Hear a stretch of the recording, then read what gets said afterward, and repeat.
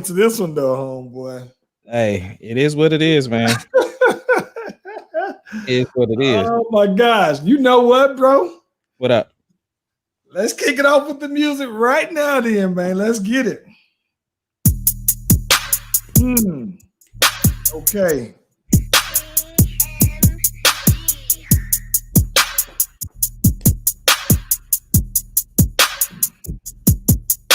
The Slash Brothers Podcast, the greatest podcast of all time.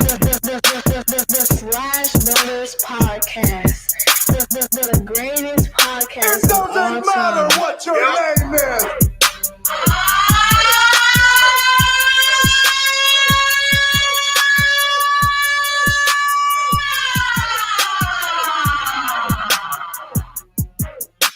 The Slash Brothers Podcast, the greatest podcast of all time. The Slash Brothers Podcast, the greatest podcast of all time.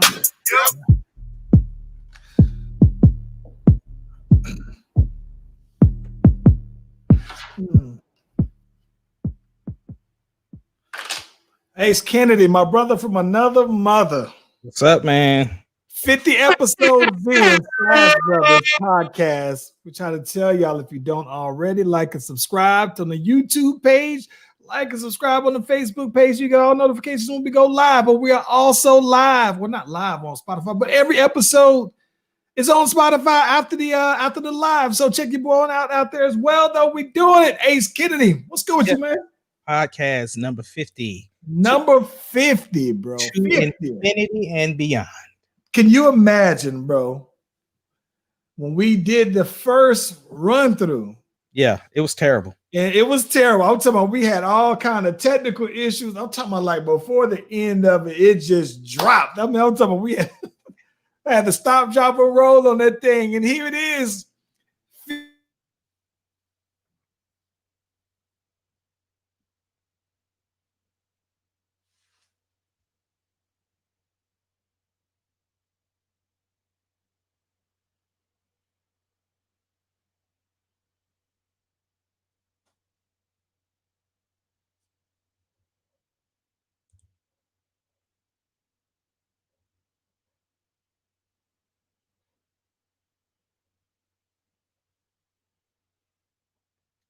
Well, I don't know what happened.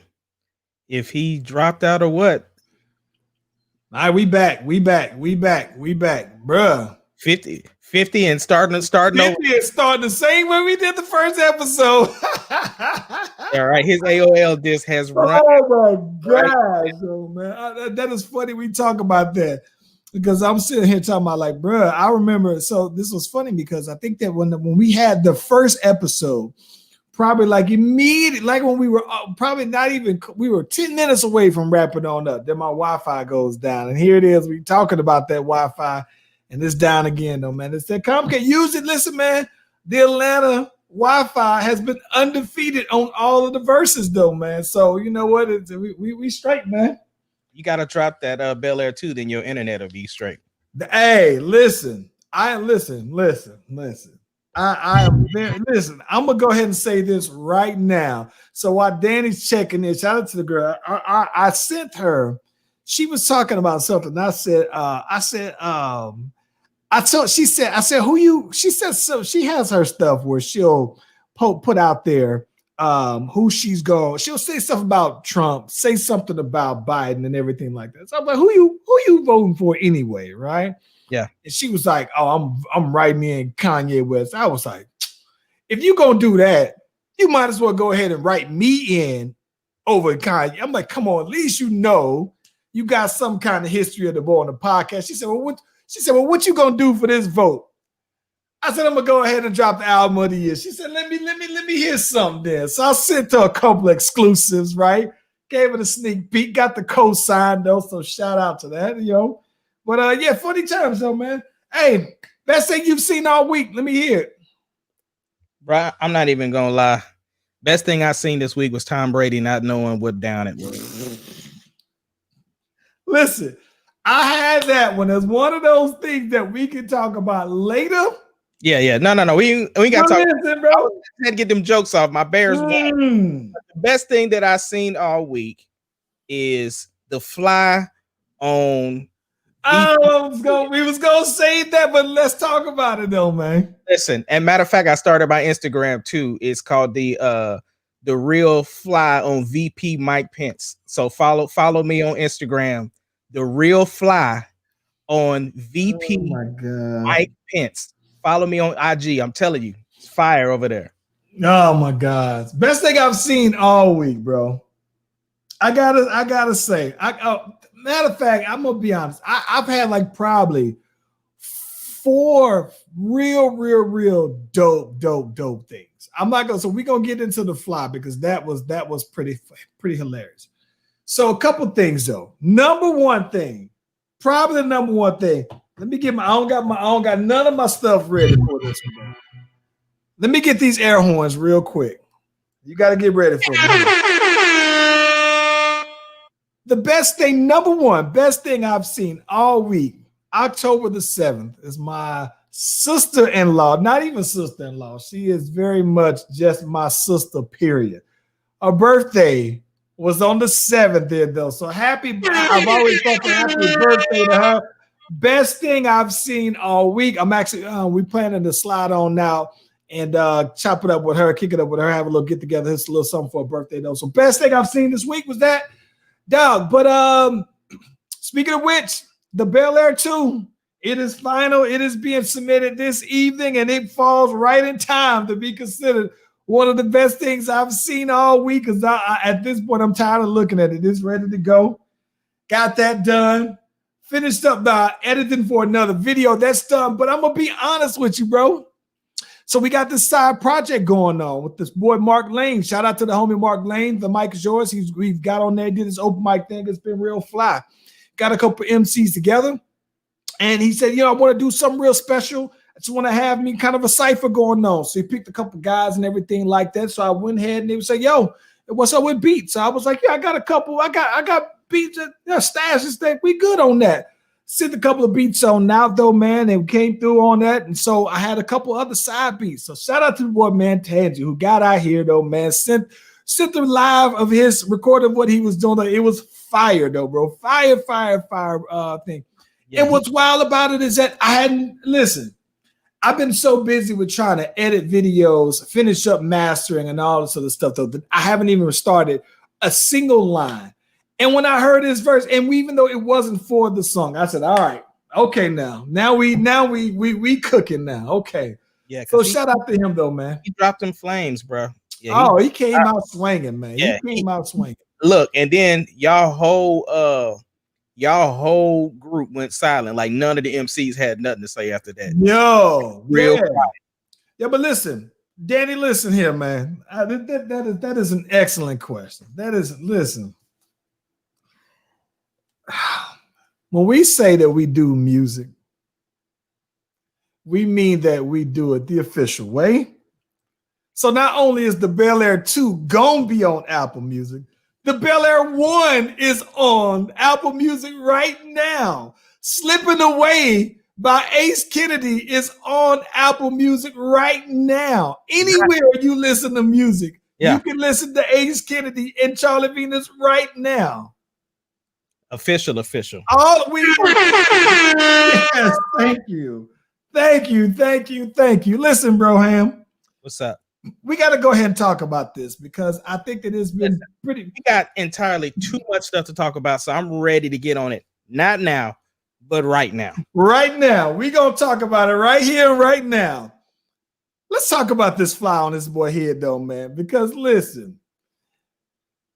So I'm watching the VP debate, and I was kind of wondering how Kamala Harris was going to actually go about this, right? Because I thought that her take could have been, or her approach would have been differently had the presidential debate didn't go the way it did, right? So I thought that after that, all they had to do was just coast through it, right?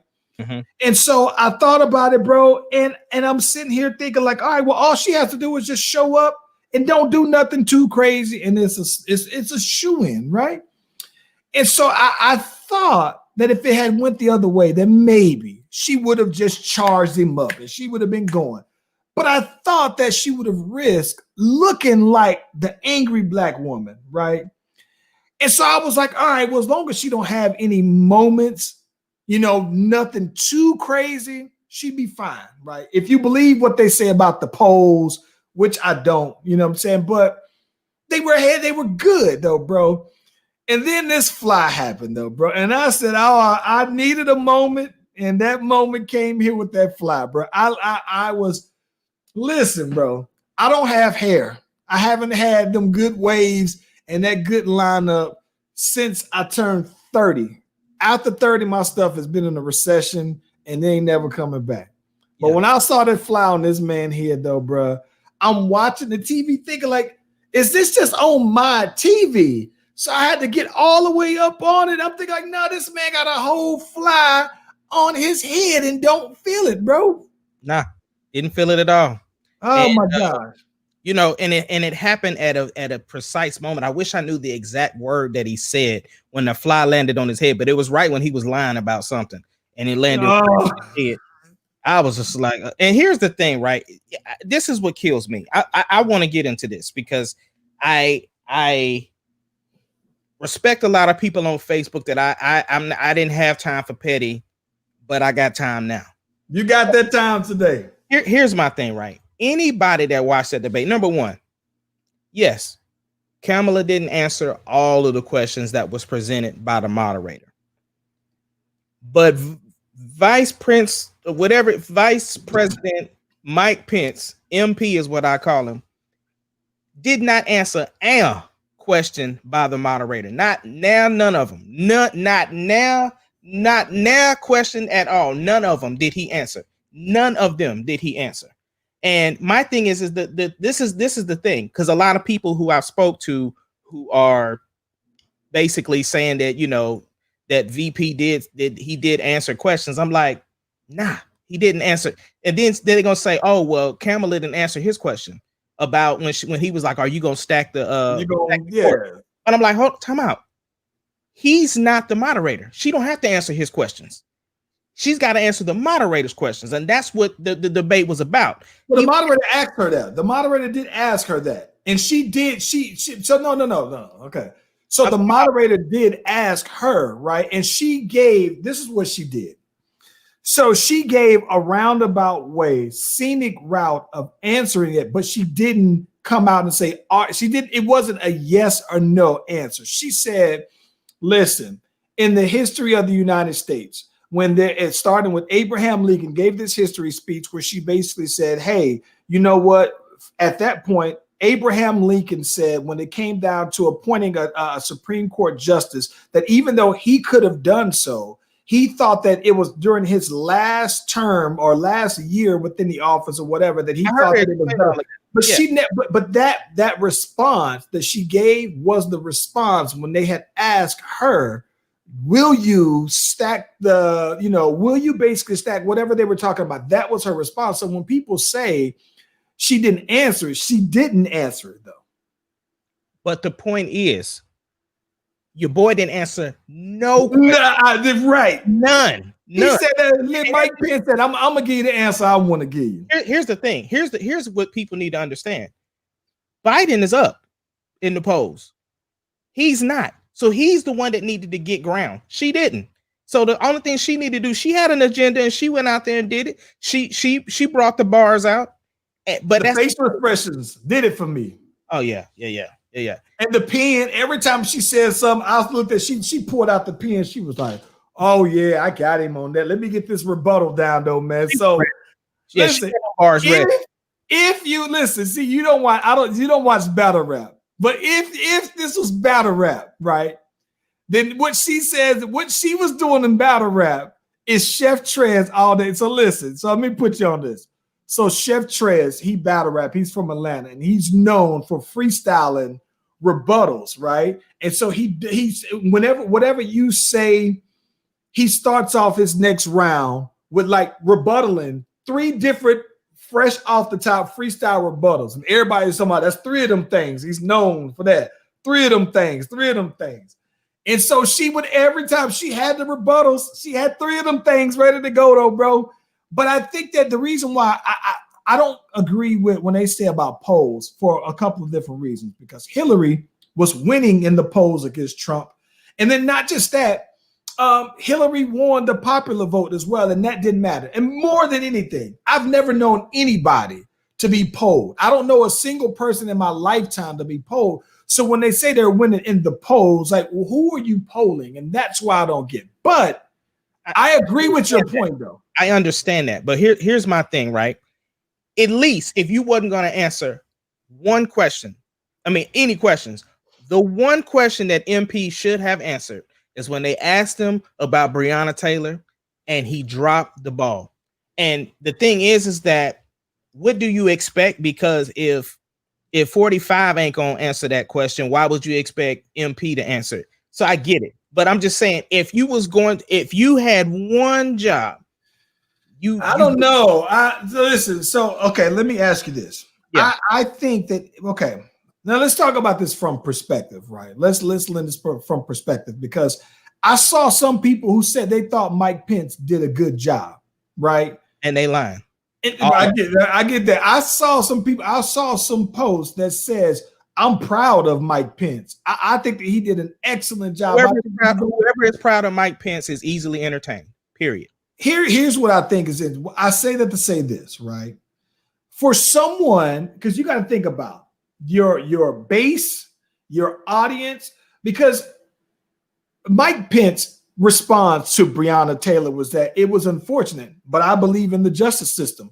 So according to him and people of that ilk and people who follow him, I think that he's saying, I don't have a problem with that. I think that it is justice. If he's saying, I believe in the judicial system and I believe in that, I think that listen, to you and I, he dropped the ball because I think that he tried to do the sandwich approach. It tried to come across as sympathetic, tell where you stand, and then finish by saying, but I do feel it was a sandwich. But I think that to you and I, because we think that there was still injustice, I think to someone who feels like he does, and the other people who don't, who could care less about Black Lives Matter, and all the people who they try to stir up in those rallies and everything like that, I think that those people do feel like justice was served. And so if you're Mike Pence, while to you and I, he dropped the ball on showing that they are sympathetic to those kind of things, I think that for the people who really follow him like that, some people feel like, no, mission accomplished, check mark.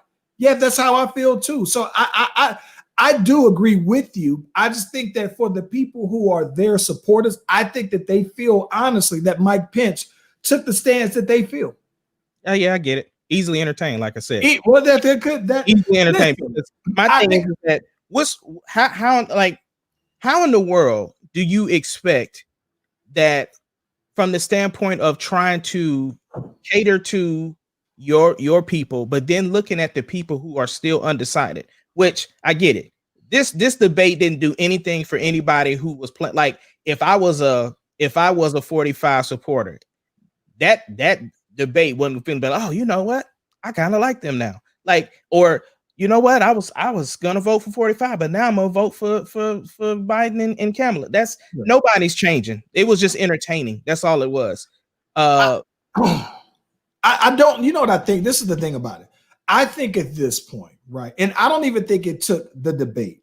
I think that by, man, I'm gonna say May. If you didn't know, I mean, you knew who you're gonna vote for. You knew who you were gonna vote for 4 years ago. Because this is my thing. I guess what I'm saying is, if you voted for Trump before, the percentage of people who would not vote for him this time around would be so small that it wouldn't, I don't think, would make that much of a difference, right? In those states where it mattered, when it comes to electoral colleges and all this other stuff, right?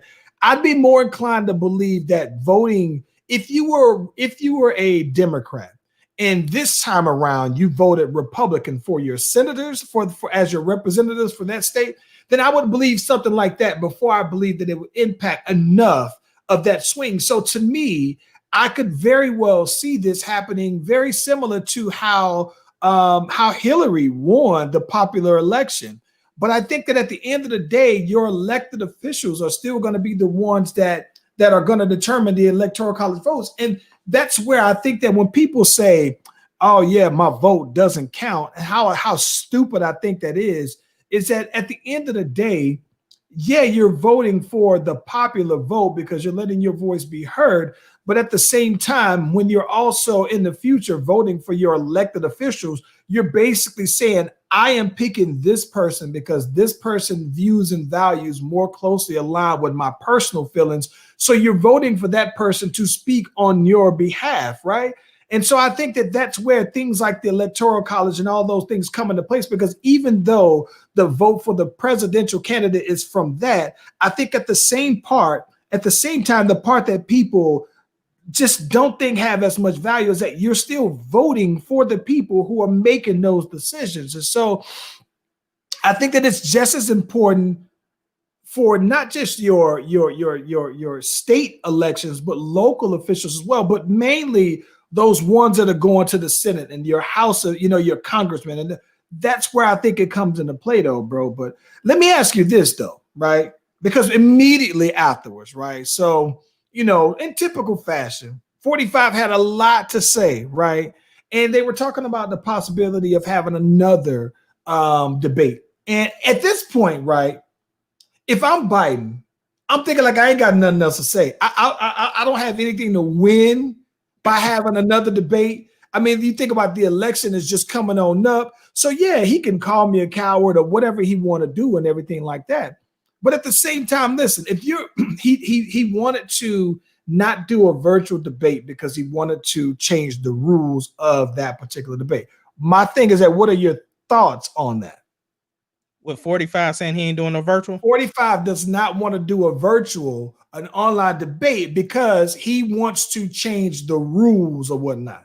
Well, he wants to be able to rebut what's his face whenever possible. See, on a digital platform, then whoever's the like, for instance, you know what I'm saying? I can mute you. You see what I'm saying? So if so the thing is that he don't want that. He don't like, same thing with MP. MP went over his time all the time. You know what I'm saying? Yeah. So he wants to be able to shift, like he doesn't want to debate facts. He just wants to debate the thoughts that he has. You know what I'm saying? He just wants to just spew comments when and however he wants to, because in his brain, that's how he wins the debate. You know what I'm saying? And so he doesn't feel like he can win it. He ain't gonna do it. And just like if he loses the election, then it's a conspiracy. Like there's no right or wrong. You know what I'm saying? So it doesn't bother me at all. It's like, whatever, bro. Like that's not gonna really change anything. Like go ahead, do your rally, get in. Hey, and listen, man. Some more people with COVID. I think the thing that I think is interesting, right, is that I think that Dennis said I want to see them go blow for blow. I think I would love to be the moderator, bro. Oh my God, I'd love to be the moderator. Oh my, I saw somebody said they need to have Samuel Jackson as the moderator to this thing though. But listen though, bro. This is my thing though. At this point, if listen, this is my thing. So from what I've gathered, I think that both parties may have agreed to it, but I think that the way they make it seem like that the Republican Party set the rules for the debate, right? And I think that the Democrats probably sounds like they just kind of said, all right, well, that's cool with it or whatever, right? So when they're saying that, they're saying, all right, well, listen, you guys agreed upon this amount of time, and you're going over it with no regards to, respecting the moderator basically trying to cut you on off. So I think that I agree with you that I think the concern then is that if you make it virtual, then you can go ahead and say, all right, I'm cutting your mic. At 2 minutes, if you keep on going, people will not hear what you have to say within 2. So I think that that's interesting though, man. But I think that, and I do understand that you want to give them, when someone takes a jab at you, then I think that you do have the right to respond back. But I think that, if you don't like my response and the next question comes on up and you want to refer back to my statement, then that still cuts into your time. So it isn't like you got 2 minutes to answer. You got 2 minutes to answer, not 2 minutes to respond. Like if you want to address what I just said, and you take a minute of your 2 minutes, that should be this thing. You can't just say, let me take 2 minutes to respond and then do like what your boy Pence do and say, well, here's my 2 minutes there. So I'm like, nah. And I think that he did was very unapologetic about it too, though, man. It was just like, whatever. And see, this is the part that I feel like, right? They should have ate MP up about as far as the disrespect. Like, because here's the thing. We already talked about Kamala being a black woman. If she would have went too hard on him, then it's angry black woman, right? So why What's going on this old white man out here? Right. So why they wasn't on that same energy about MP being disrespectful to women when she's clearly trying to stop him from going over his time? Ain't nobody want to say nothing about that. Let me ask you this though, bro. Do you think that Trump can fight? No. Yeah. You know what okay. He strikes me, right, as because, okay, even if no money aside, if he was broke and if he was just him, and boy, he actually is, bro. Let's say he do owe that much, but let's say he did owe people millions of dollars. He was just regular old Joe. He strikes me as the kind of person where one or two things. He would be talking this, that, and the other. And when you walk up on him, like, yo, what's happening? Then he's like, well, why do you got to be so violent? One, or he's the touch me and I'll sue you kind of person. Like if he was talking real spicy to you and talking about what he would do, and you step to him like that, he'll be like, well, go ahead and touch you so I can go ahead and sue or call the police. Right. He ain't that kind of dude though. But that's the thing that's crazy to me. I think that he tries to come across like he's that dude. And I don't think that, and this is weird, but I think that about all of his sons too. Like it wouldn't surprise me that if Donald Trump Jr., if he had got into something, if he looks like he got like a slow windmill, like he looks like he will windmill the hell, think that he is going hard with this windmill. I don't know, bro. I'm getting off track. But let me ask you this though. What's up? So we were talking about you said something that's interesting about protecting women and how it feels about women. Mm-hmm. And speaking of 45, so I saw something that just blew me away, right? Yeah, because get into for months I've been seeing 45 talk about the governor of Michigan, even was talking cash, spicy, Wendy Nugget spicy. In her own state, talking about liberate Michigan and talk about the people basically needs to revolt and everything like that, right? Right. So fast forward, you got this little small militia who's basically planning, they get arrested. They were planning to kidnap. Tell me what's up, but keep me honest on this. Ain't no militia. Terrorists. American terrorists. That's right. On stateside. Terrorists. They're planning to kidnap and kill the governor before the elections for Michigan. Yeah. Ace Kennedy. Listen, they had stuff set up to kill security detail and everything to get to her, to kidnap her, to torture her, and then kill her. Yeah. And so the thing is, even after the fact, do you think 45 called her and asked her, was she okay? Nah. What did he do? Get back on Twitter and just went hard on her again. So correct me if I'm wrong. Were these the same group of terrorists that were there in Charlottesville, like they say? No, I have no clue. It's 13 of them. We're 13 of them. So this is here's what I'm saying. Okay, let me ask you this. I'm bringing up because I'm blown away by this in several regards, because I think that we've talked about this on the pod before, because I've seen like some black women post, and I've seen, LeBron posted it, the most unprotected or most disrespected, person on the planet is a black female. Like black females felt like they weren't, protected. But I'm thinking like, bro, is this just a disrespecting female kind of thing? Because this is the sitting governor of the whole state. One thing, I want to get your thoughts on that. But the other thing, though, bro, is that should we hold 45 accountable for inciting or inspiring this? 125%. Because you got on there on the debate talking about people to stand by, and this is exactly what it is. And then you are saying to liberate Michigan.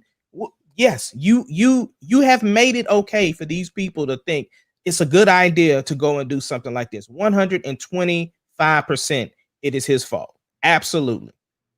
Now, let me ask you this though. Okay, and I don't want to make it seem like one thing is better than another thing, but listen, what we gonna do about protecting these women then, bro? If you would do, if they listen, bro, I told you before, I personally disagree with the notion that when I saw something that black women are unprotected, if they felt that the disrespectful, then that's one thing, right? But my thing is this though, bro. Like at some point, right? Dog. I guess what I'm saying is this though, bro. I'm looking for someone, not just people who personally feel this way, but I'm looking for someone with the platform to say, listen, bro, this is this is a female. Like, not to say that it's okay on any level though, right? But like this, no. This seems like an episode of Scandal, dog. Like, it seems like something that would happen on TV, that you got a group of American, and listen, Ace Kennedy. Listen, I didn't see like they always try to make it when 45 was talking about banning Muslims, and when he was talking about Mexicans, and they bring over killers and rapists, and I didn't see none of them in this group of mugshots. I didn't see them. I saw a bunch of people that look like pilgrims, bro. Terrorist. And here's the thing: I am grateful for her security detail that happened to acknowledge that something had been going on for a couple of weeks. And I'm glad that they took swift action and was able to apprehend these terrorists before anything tragic happened. I'm still disappointed in the fact that she feels, unsafe right now because she has a family. You know what I'm saying? Like, and it's just like, you have the president of the United States who is inciting this type of behavior and making it okay. And so that's 100% not okay. And yes, he should be held accountable. Absolutely. So this is my thing, right? So now, right, this is the thing I think that's crazy, because then it just becomes that line, right? So then you can say, let's just say devil's advocate, right? Is it that these are grown men? Like I could, somebody who's a teen, you can say a teen is impressionable. Teens can, because they're impressionable, they can do something.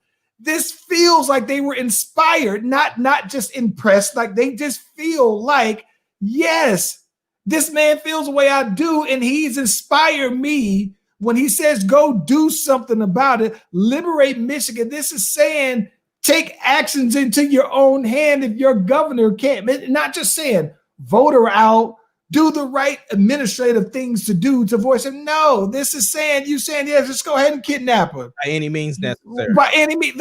Is that where we've at? Where we've turned state government into the wild, wild west for anyone who doesn't agree with 45. Like that's crazy to me though, bro. It is, man. And this is exactly why people who do not have felonies and are allowed to carry need to do what they need to do to protect their house, because it is becoming crazy out here. Like you said, it's the wild, wild west out here. Ace Kennedy, there's supposed to be, we talked about that debate. Now, this is the interesting thing, because I told you before, I had a list of several things that I would believe before I heard 45 tell me the God honest truth about how he really feels.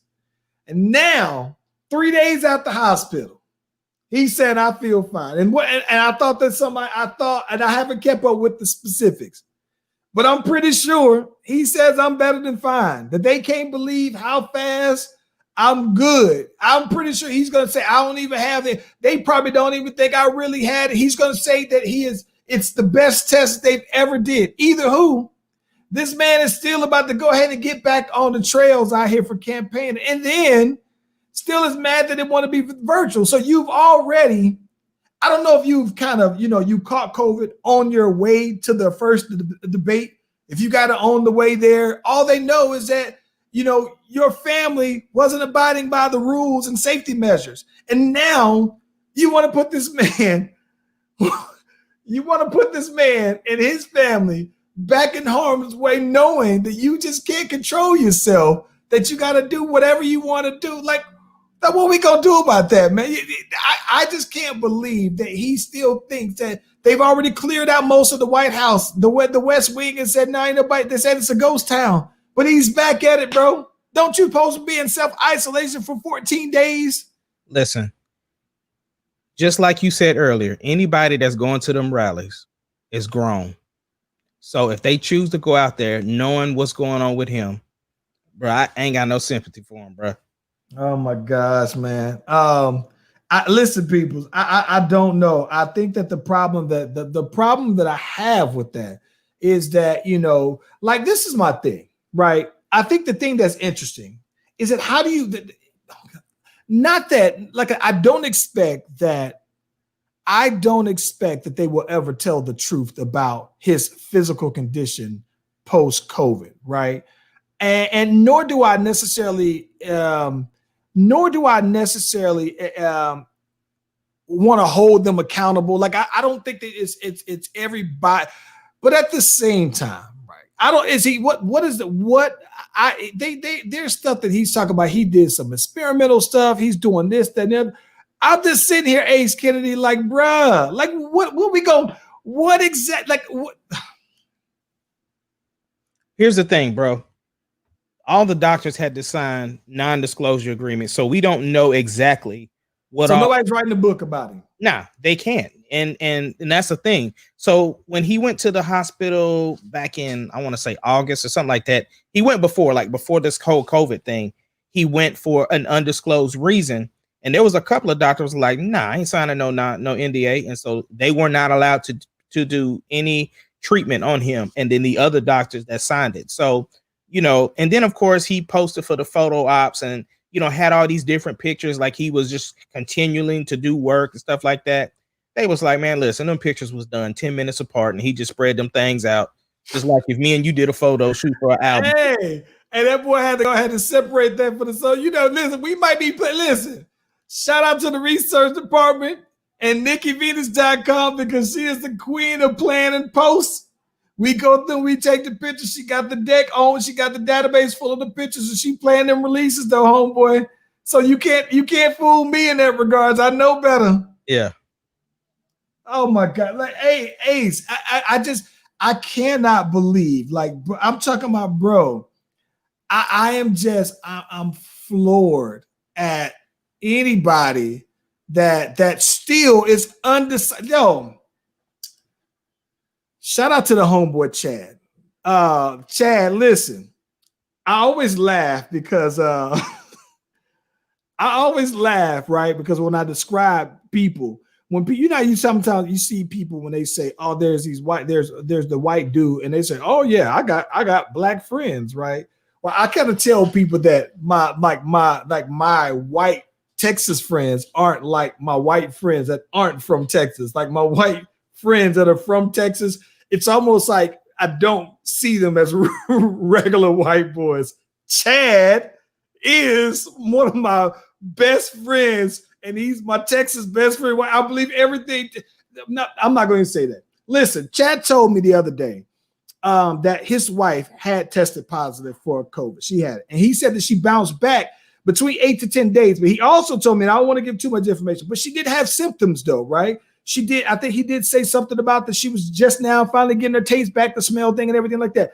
You cannot tell me that a 30-something-year-old physically fit person has some symptoms and a damn near 80-year-old person just bounced back, because I saw the way he was breathing when he took that mask off. Say, all you got to do to get the answers you need, I don't care what he say. I can tell you what his body said. When he took that mask off, that was it. He looked like he needed Vader from Darth Vader, fool. Listen, he looked like. I don't care what nobody say.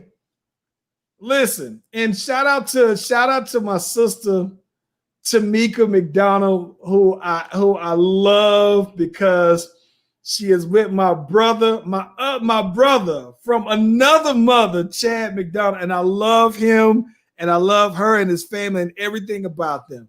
But there is no way, because he made the comment that people heal differently. But you cannot sit here and tell me that a 34-year-old woman, 35-year-old woman, 30-something-year-old woman is going to have symptoms, and a 70, 80-year-old white man, not white, I'm not going to say white man, 70-something-year-old man is not going to have any symptoms, though, bro. Go on up the street with that. Yeah, that's terrible, bro. Good and terrible. Good and terrible. Oh my gosh, man. He said the white Mrs. still has limited taste and smell. Boy, y'all better go somewhere. Stop playing with me about this. Dog, come on, man. Don't tell me he got the best test ever, though, bro. Yeah. Go somewhere, man. Listen, we got other things. Listen, this is something that I think that is interesting. Ace Kennedy. What's that? Okay, so listen, bro. Something that we've been following here. Megan Thee Stallion, the Texas treasure, and should be protected at all times and at all costs. Torey Lanez has been formally charged with shooting her. And they say the homie can face 22 years. 23. Don't 23 years. Don't slack off them years. Ace Kennedy, is it worth 23 years, bro? Listen, man. Only time I ever put a hands on a woman is when she asked me to. I can't understand it at all. At all. It doesn't make any sense, bro. Like, I don't like, this is exactly why. And first of all, let me say this. I have nothing against people that smoke, drink, whatever. Do what you do. Do what you do. I'm saying for me, that's why I don't smoke or drink, because I cannot have a substance to affect me to where I don't know what I'm doing or capable of doing in a state that I'm going to regret that I don't remember that I did. I can't do it. Can't do it. And again, I have nothing against anybody that smokes or drinks. If you do it, hey, well, I'll hang out with you. We can kick it. I'll even make sure you're safe. I'll make sure you get home where you need to be. But as for me, that's why I don't do it. I cannot not have control of me. And so he's trying to, reports came out that, he was drunk and that's why it happened. And, there's all kind of stuff, but hey, he dropped this album talking about the facts and this, that, and the other. So we'll see what he come up with when he actually has that trial, but nah. Ace Kennedy, I'm going to be honest with you, bro. Megan Thee Stallion is a treasure for the state, the great state of Texas, and should be protected at all times. But, bruh, I got to be honest with you, bro. I don't want to see the boy locked up for 23. Listen, bro. I don't want to see. Listen, bro. I didn't want to see Bobby Shmurda. I don't want to see him locked up for 23 either. I didn't want to see Bobby Shmurda locked up, which actually Bobby Shmurda was actually scheduled to be out of the jail as early as December of this year, and I think that there was some happening. It's going to be but Bobby Shmurda is actually going to be out next year. Can you believe how fast that went by? But listen, I don't feel sympathy, but at the same time, I don't know that I want to see him be locked up for that long. And I know that that's the maximum amount that he could actually get. I want to see, put it like this though, bro. I would love if okay. I say that to say this. I think that what makes me like Megan Thee Stallion that much more is that the 22 years was what I think she was trying to protect them from.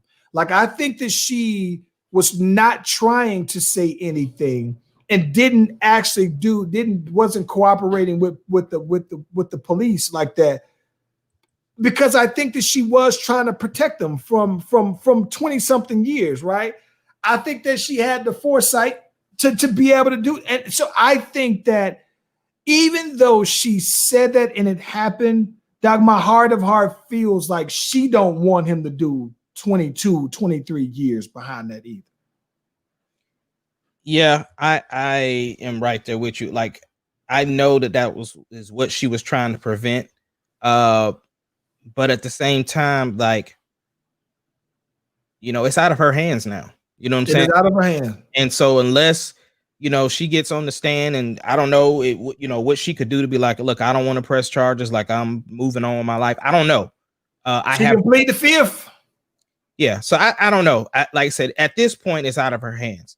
And I just hope that, you know, he has a great legal team that can do whatever to see, you know, to see what else can be done. Because at this point, it's, you know, he's already getting ready to start trial or whatever the case may be, or whatever date they have set. So it is interesting, man. I think that the part that I'm tripped out is that I think, bro, like it feels, I'm not gonna low key. I want to know what happened.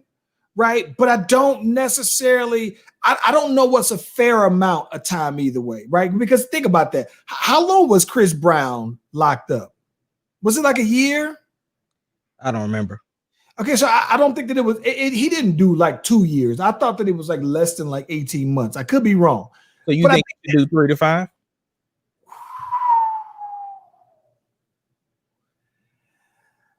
There's multiple charges here, bro. It's not even just the fact that he shot at her. It's the unregistered firearm. Unregistered. See, that's why I think the administrative stuff. Like I think, listen, bro. I think Buddy might have to sit down for maybe 7 years. Not to say that he is or what I want, but I'm just sitting here thinking like, what about on the weapons charges alone? He might be sitting down for 7. And if they say if it's reckless endangerment, there's other things that I could see him sitting down for maybe 7. And then let's just say hypothetically, if he put out 5, what's up? I said and deported.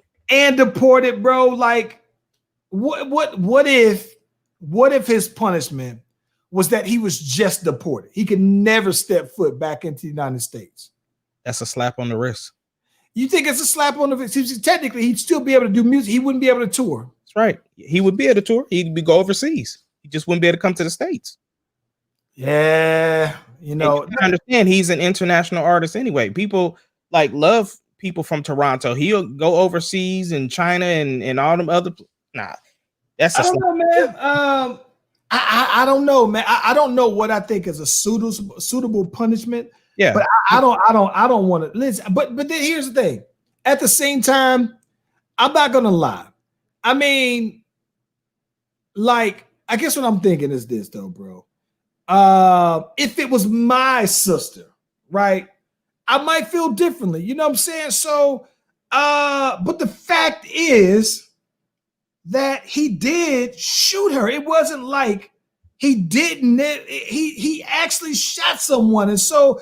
I do also, it's like I'm torn because I generally would take the stance that if you want to do those kind of activities, then you also do those knowing that there are punishments for those kind of things. So, but that's the thing though. I don't think he was in his right frame of mind. Listen, bro, to that point, Ace, listen, bro, I saw somebody at the old City Lights, bro.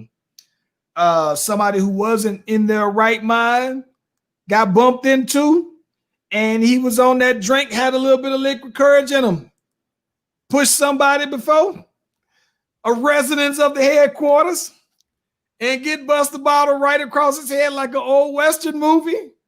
And he laid out on there. There are consequences, bro. So I can't, as someone who's never been drunk, I can't say, you know, I can't give him that. If he's to say I was drunk, I can't give you that. But at 22 years is a lot. I mean, that's a long time though, bro. Jesus, bro. I don't know. I don't know what's a suitable. But listen, let's switch topic because I want to run something by you real quick. Hold on before you switch topics, because I need that while we're on this line of law. I wanted to bring up something. Did you see that the boy Derek Chauvin can leave Minnesota due to safety concerns until his trial begins? Do you know the irony that you say safety concerns when you just killed somebody? Do you not know that this is my thing that's crazy to me, right? When you call it that, like let's just say if you said we got to stash him somewhere private, that's an unknown, undisclosed location, because we want him to go to court and we want to go. But when you frame it as in he can leave the state because we fear for his justice, like, bro, you did just kill somebody, right? With your bare hands, bare knee, cold blood. You didn't shoot him. You just killed him. You used your hands. Dog, you better get out of my face with this. Boy, stop with the madness, bro. What? Whoever's letting this ride, like whatever lawmaker, it's crazy. Like yes, whatever lawmaker isn't any sense. You could have put him in an undisclosed location. Get out of my face with this. You did not have to say. You didn't even have to say. All you had to do was say he was released. People was already up in arms about that. How they found out about the fact that your boy like gets to leave to a neighboring state. Ace Kennedy, this is my thing. The minute this is the thing that drives me crazy, because to some degree, bro, like when people say I do believe in the judicial, system and everything like that, but at the same time, I don't think that I'm not gonna get into that. I'm gonna say this. I think that it's just a little ironic that you are frightened for this man's life, right? And you are frightened that people will hold court in the streets when that's exactly what he did. When you decided to be the judge, the jury, and the execution of this man's life in broad daylight, and now you're fearful that the same thing would happen to him. And this is my thing, though, bro. It's like, it feels like, bro, and I'm gonna be honest with you though, man. It feels like they're low-key setting this up for Breonna Taylor verdict. And dog, if you thought Minnesota was on fire after this, and then you take it to court and this is what's found, bruh. Y'all better get out of my face with this. He can leave the state stuff because y'all scared of. Stop it. Stop it. Yeah, man. It's crazy. It is definitely crazy. And at the same token, I understand what they're trying to do. They don't want people to take that into their own hands, because then it would be on them. Because the whole point is, why would you even let him out? You should have just kept him until it was time. Facts. And they probably felt like him being in jail, somebody might get at him on there, somebody might ghost him, somebody, Yeah. Listen, bro. Hey, I saw something that's also kind of interesting before we start to talk about this Lakers and we talk about these Bears out here. Listen, bro, I saw something that was pretty funny though, man. I saw somebody had posted something about the boy Offset, and Offset was saying some kind of post, and somebody was like, damn, bro, that boy look like he's stressed out. You know what I'm saying? This boy Offset, hey man, I can't lie. I'm missing Miss Wop though, bro. I'm missing him, man. Listen, Ace, I think the boy might try to make that play to get him back though, bro. Do you think it's possible? Not gonna happen. No. Nope. Listen, you already done came out the cake on stage and did all the extra stuff.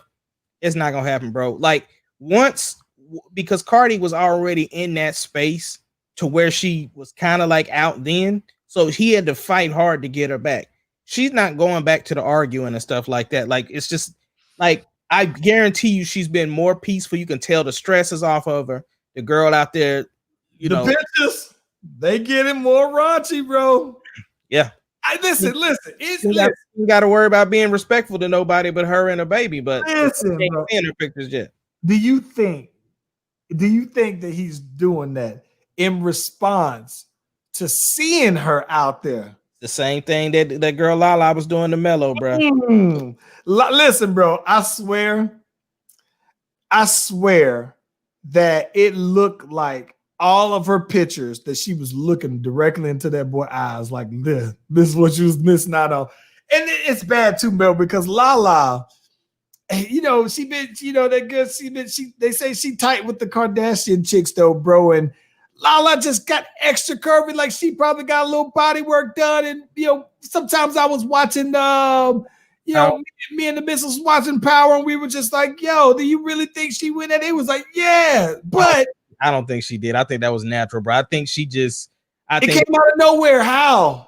Because people forget though, Lala before Carmelo though, she wasn't as thick, but she still was curvy then.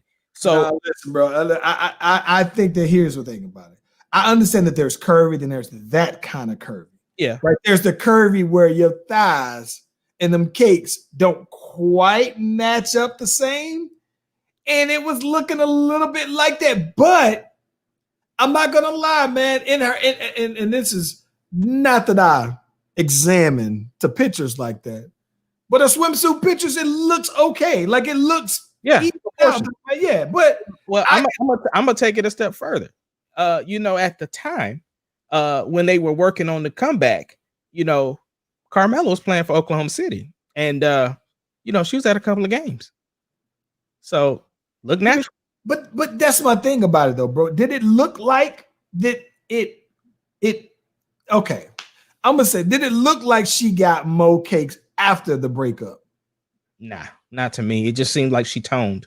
I don't know, bro. And to be honest, I think it felt like not only was she doing it for herself, but she was also doing it because she wanted to get more serious about her acting career, because obviously she wanted to maintain. I mean, she knew what was coming on Power and the scenes and stuff like that. So you take that, and then of course now she's even on another show. So like she wanted to have you scavenge through pictures though, bro, to see about these Lala comparisons for this year.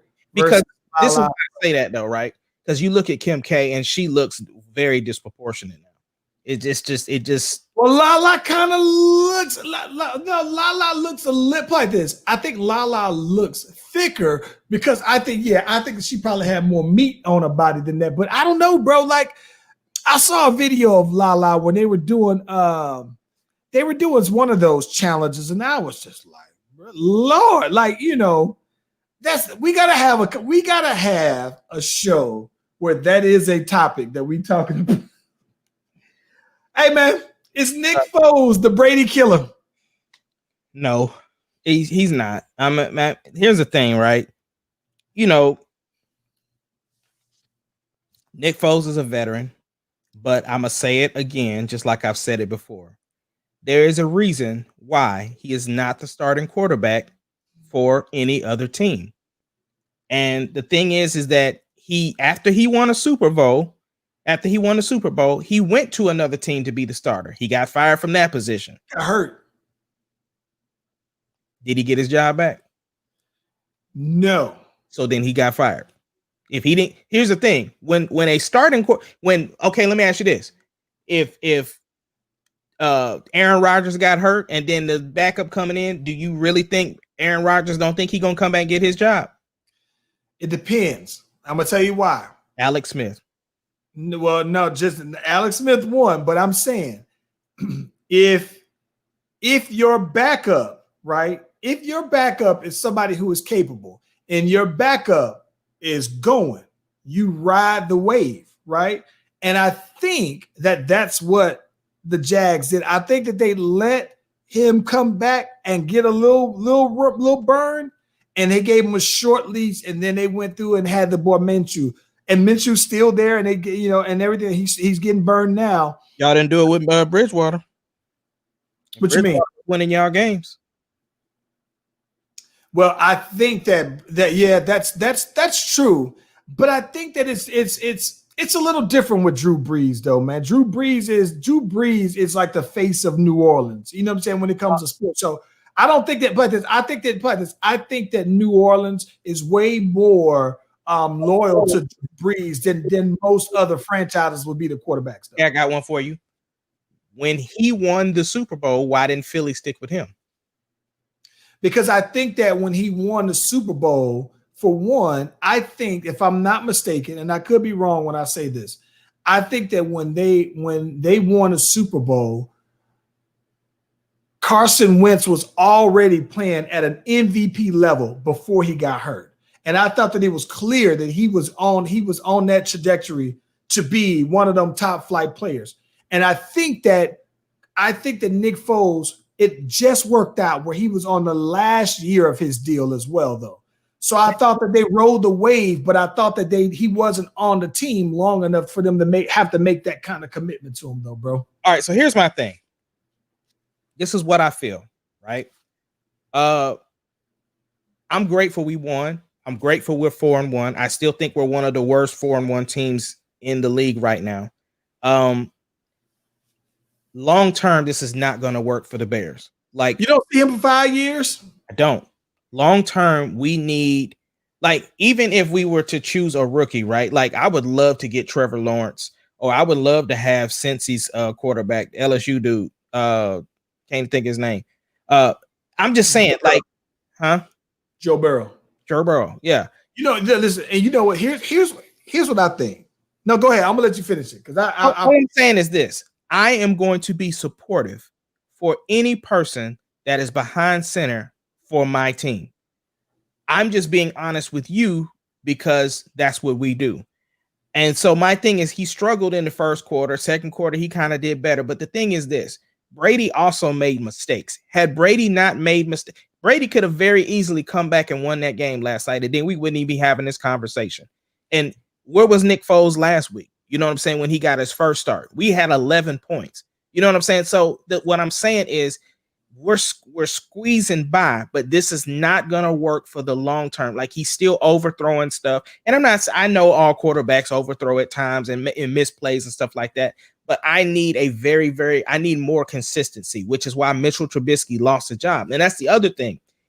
They had a very open and public quarterback battle to get the starting position to start this season, and Nick Foles didn't win it. So he's only in this position because Mitchell Trubisky lost his job, not that Nick Foles outplayed him or something like that. Let me ask you this. Yeah. Let me ask you this, though, bro. As a Bears fan, now I'm thinking about this because you were talking about the draft, right? And there are probably 3 dope quarterbacks. And I think, to be honest with you, I, for some reason, I see Trevor Lawrence as a great college quarterback, but I don't see that he looks like Joe Burrow looked. Like, Joe Burrow looked like he was throwing to NFL wide receivers. He was playing against NFL quality teams in the SEC and playing against quality players, a lot of them who would end up lining up on the NFL. And I think that he basically made it look you know what? I'm going to be honest. Joe Burrow made it look like – so the last time I saw a quarterback who I saw made it look that easy was probably – and this is going to sound – and I don't want to make it seem like this is a reach, but this is probably like – not Peyton Manning.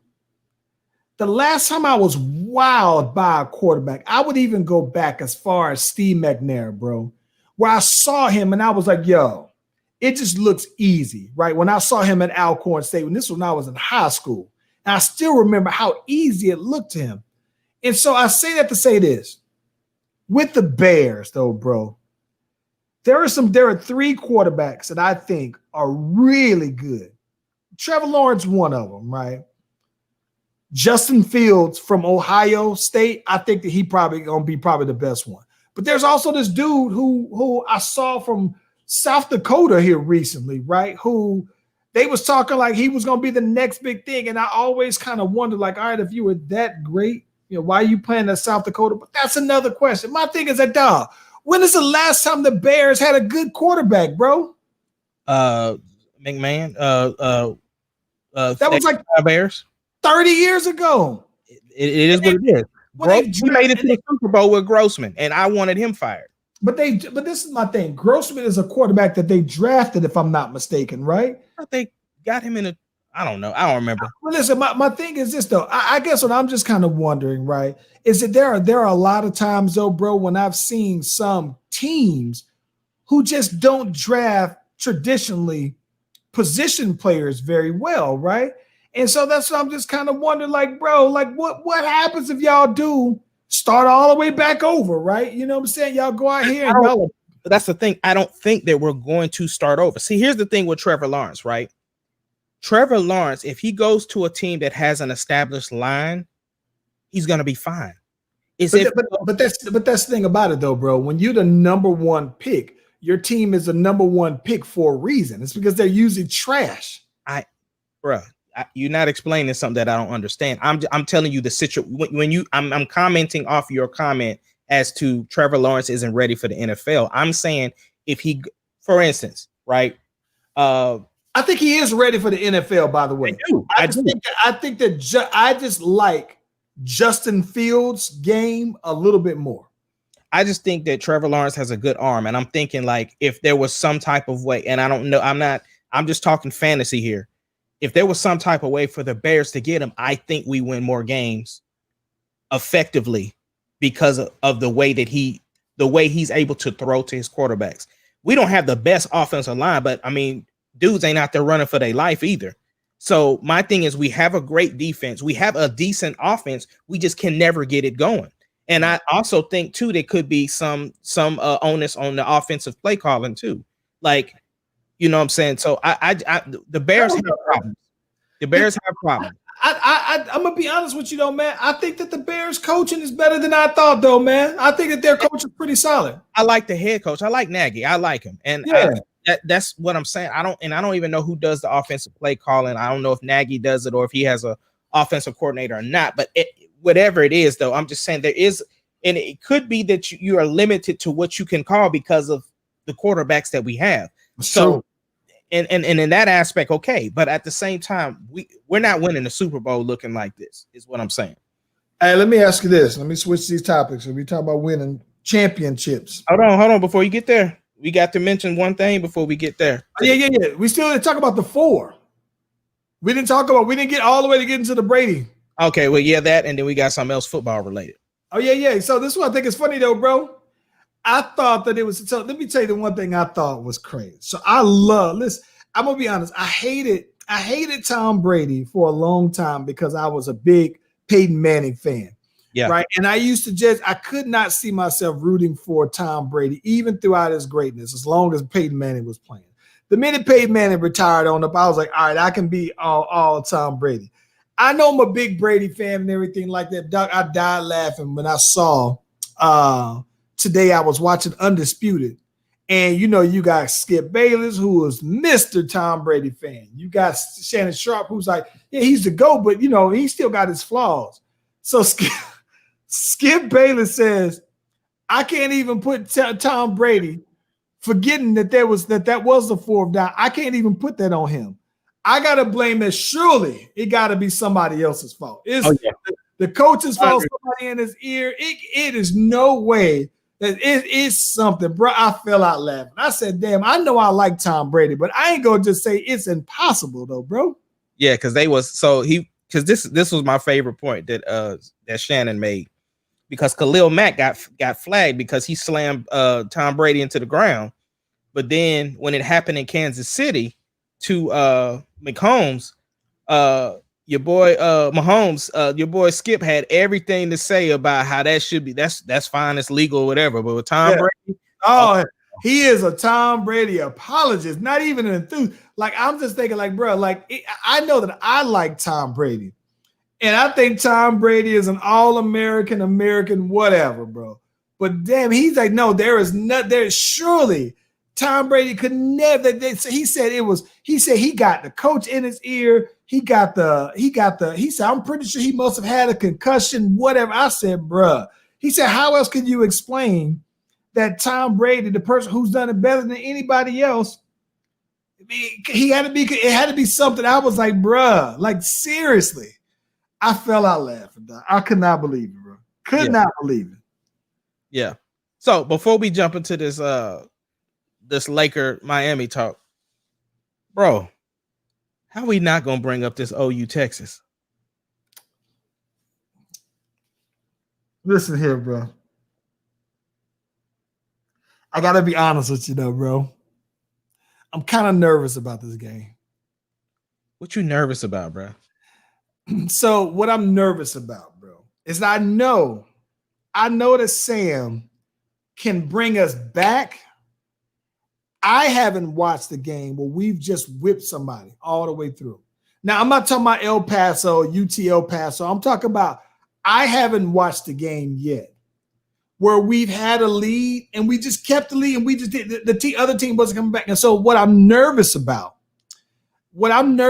seeing, bro, is OU get up to a lead, a 10-point lead, 14-point lead, and Sam bring us back and we don't finish the job. Like I know that we're capable of winning it. I have not seen us yet play a game where I'm just like, it's a good competition. I'm like, oh yeah, we got it. And I don't got nothing to worry about. I always feel like I have something to worry about. 2 questions. Have you watched all of Texas games this year? I have watched 4 games? I've watched TCU. I've watched the Texas Tech game, and I've watched 3 of the 4 games. 3 of the 4. 3 of the 4. 2 of the 3. I've watched. I think I've watched half. I've watched the TCU game all the way to from first snap to end, and all of the Texas Tech game all the way through. So second question: have you watched OU play? I have. I've only seen like a few plays of OU. Okay, so then that's what I'm saying. Like that's like you coming into the fight not even knowing what your opponent can do. Yeah, but at the same time though, bro, here's my thing though. I just assumed that we would wash TCU and assume that we would not necessarily just blow Texas Tech out, but that we would easily handle them though. Earl, and I think when we beat Texas Tech and you said, hey, it's a rivalry game, it's an in-state game, and so the records go out there and it doesn't matter. Like, I understand what you're saying, but I think that's what I'm nervous about, is that the fact that I don't care how bad OU done played against other teams, the fact that it's Texas, it's what makes that different though, bro. No. I never underestimate any team that's coming into the Red River rivalry as an underdog and expect it not to be a game. That's not what I'm saying. But OU, it does. Here's the thing. Typically, OU is this juggernaut that we come into the game and they are the odds-on favorite and they can put up big points. The thing is, they're not putting up big points this year because they have not, like, we have a new offensive coordinator and a new defensive coordinator this year, which it sucks because it's Sam's last year and that got installed. OU also has a new defensive coordinator, but the thing is that right now, I can't even think of their quarterback name, whatever his name is. He's a good quarterback, but he just hasn't figured it out yet. And I think that the thing is that OU hasn't played a defense like ours. Like Iowa State, that was just. I thought Iowa State was working them boys though, man. They was working them, bro. Like it was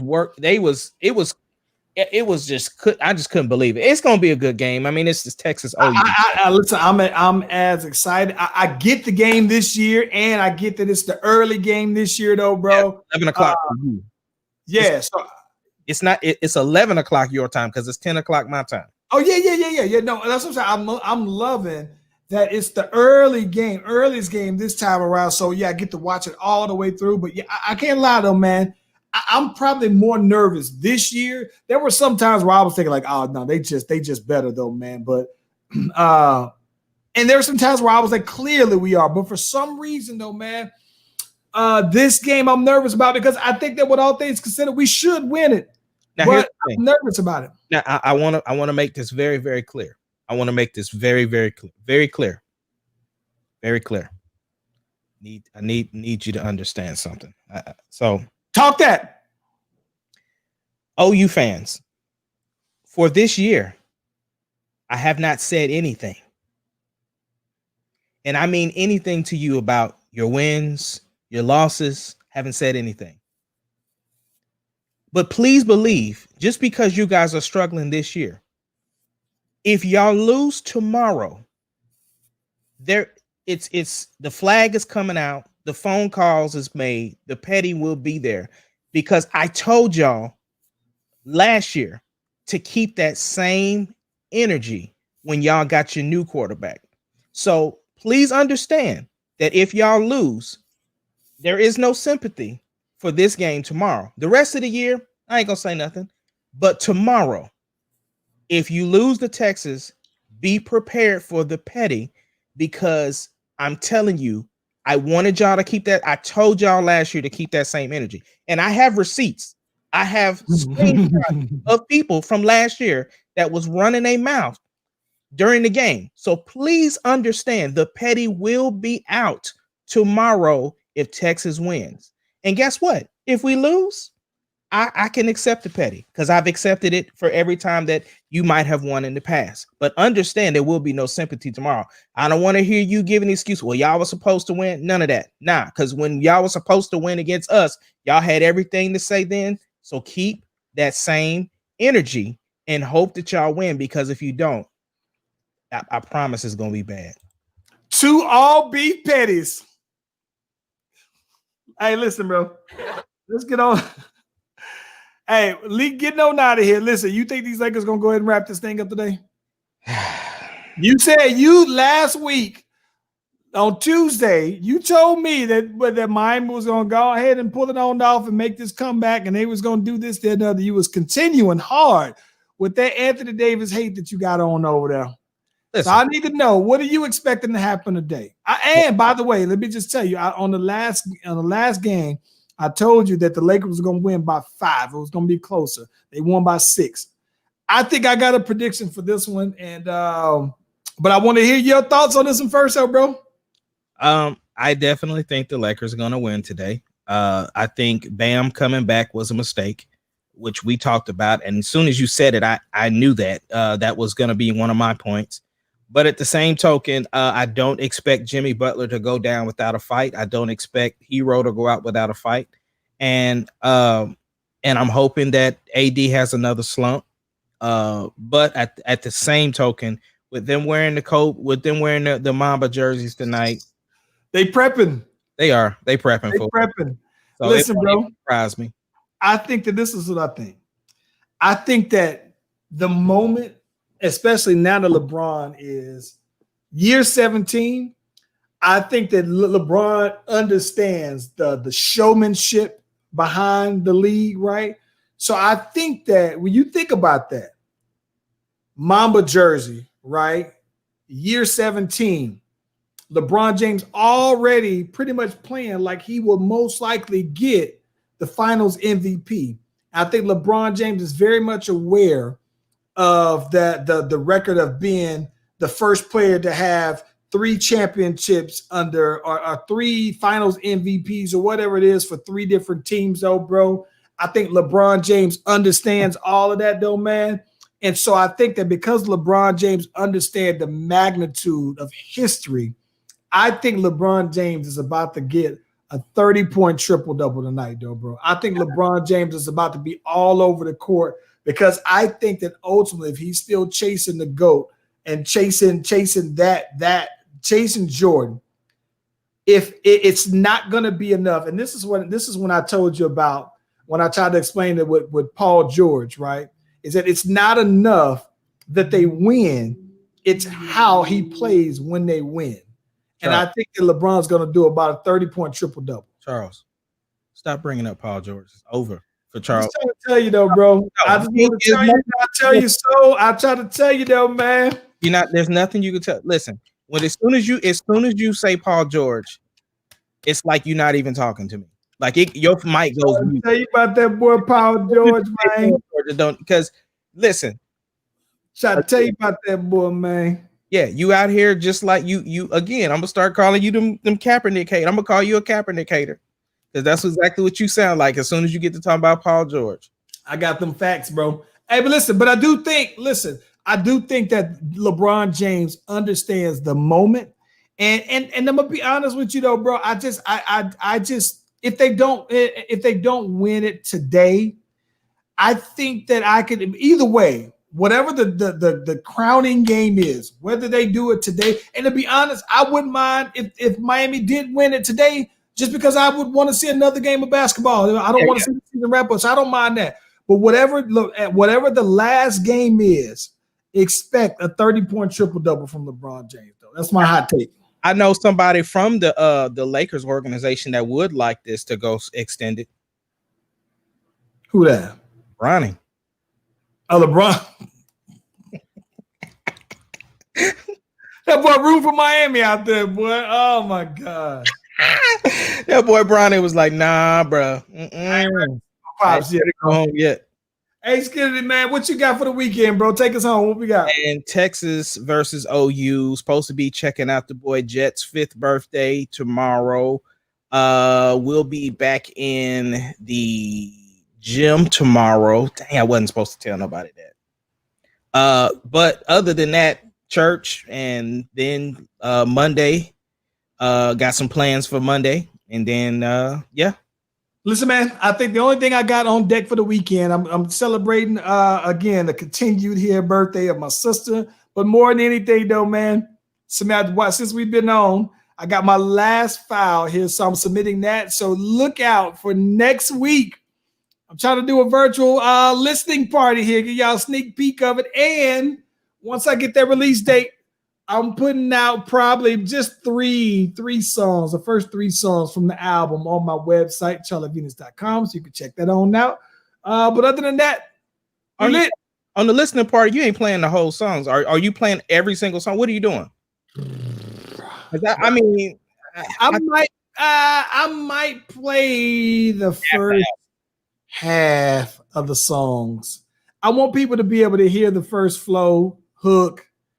You know what I'm saying? Get it out to that middle, then boom. But either way, once I get that release date, I definitely look to say that for the people who want to check it on now early, I will have it available before it hit the streaming website, the streaming sites, Apple, wherever you listen to music. I will have it available for download on my title as well. Yeah, you big on title. You're the title champion there. That's but because they pay the most. I should be too.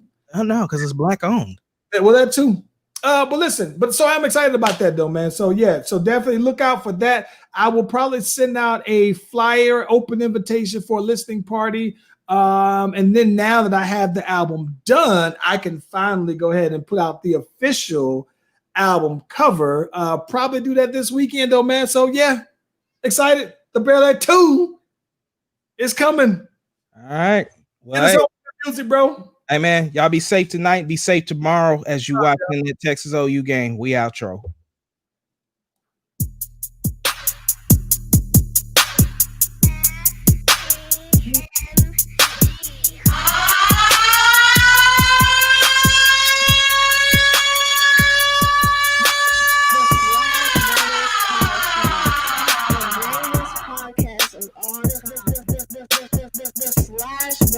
Podcast.